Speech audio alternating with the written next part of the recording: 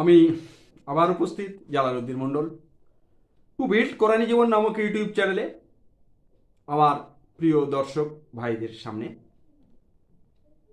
আমি খুব সংক্ষিপ্ত ভিডিও আমি উপস্থাপন করছি আপনাদের সামনে। কোরআনের বার্তাকে খুব সংক্ষিপ্ত সময়ে, ব্যস্ত সময়ে আপনাদের সামনে উপস্থাপন করে কোরআনের দুটো একটা আয়াতে বিষয়ভিত্তিক 2-4টে করে আয়াতকে আমি সঞ্চয়ন করে তার থেকে আল্লাহ পাক কী শিক্ষা, কী বার্তা দিতে চেয়েছেন এই ব্যস্ত সময়ের মধ্যে সেগুলোকে জেনে পরিপূর্ণভাবে যদি আমল করতে পারি, আমার জীবনে আনতে পারি, তাহলে এইটাই আমার একটা ইবাদত হয়ে যাবে।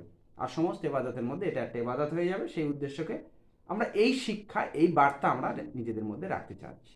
কারণ আল্লাহ পাক এই শিক্ষা, এই বার্তা আমাদের দিতে চেয়েছেন, পবিত্র কোরআনের মাধ্যমে সমস্ত বিশ্ববাসীকে দিতে চেয়েছেন। আজকে যে বিষয়টা আলোচনা করব, কুরআন নশ্বর অবিনশ্বর বিষয়ে কি বার্তা দেয়।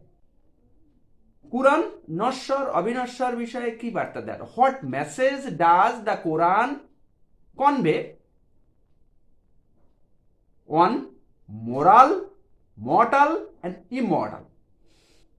মর্টাল বা ইমর্টাল সম্পর্কে কোরআন আমাদের কোন মেসেজ কনভে করে, কোন বার্তা দেয়?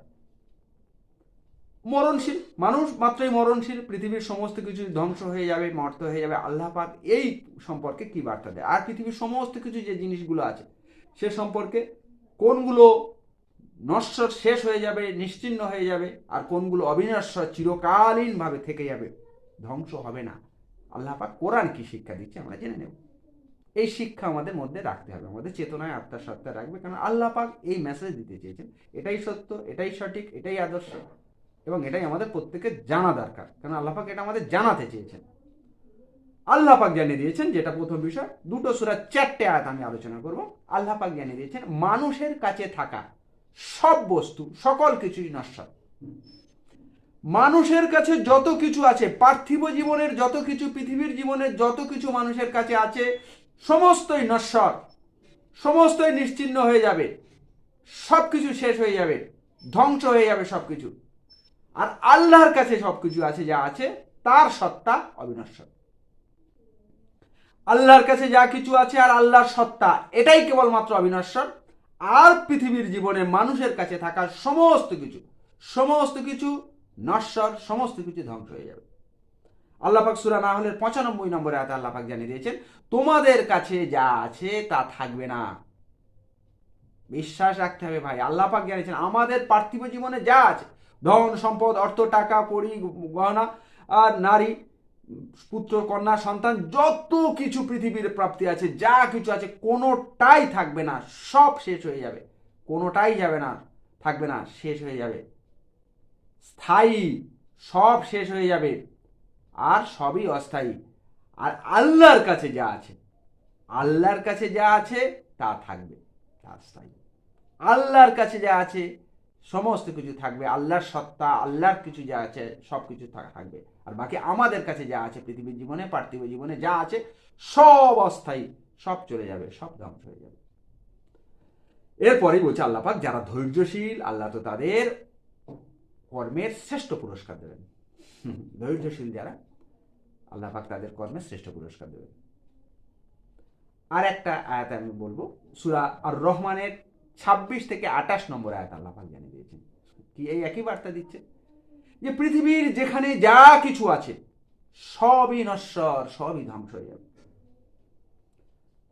সূরা রহমানের 26 থেকে 28 নম্বর আয়াত আল্লাহ পাক এই বার্তা আবার দিচ্ছেন যে পৃথিবীর মধ্যে যা কিছু আছে, পৃথিবীর যেখানে যা কিছু আছে, সবই নশ্বর, সবই ধ্বংস হয়ে যাবে। অবিনশ্বর কেবল তোমার প্রতিপালকের সত্তা, তিনি মহানুভব, তিনি মহিমাময়। আল্লাহর সত্তা, আল্লাহ মহানুভব, আল্লাহ মহিমাময়, আল্লাহ, এই আল্লাহর সত্তা, এইটাই শুধু অবিনশ্বর। আর সমস্ত কিছু পৃথিবীতে যা কিছু আছে সব ধ্বংস হয়ে যাবে। সুতরাং তোমরা প্রতিপালকের কাছে কোন অনুগ্রহকে অস্বীকার করবে? কোন অনুগ্রহ? পৃথিবীতে অজস্র অনুগ্রহ, সূরা আর রহমান এবং অসংখ্য অনুগ্রহের কথা বলেছেন।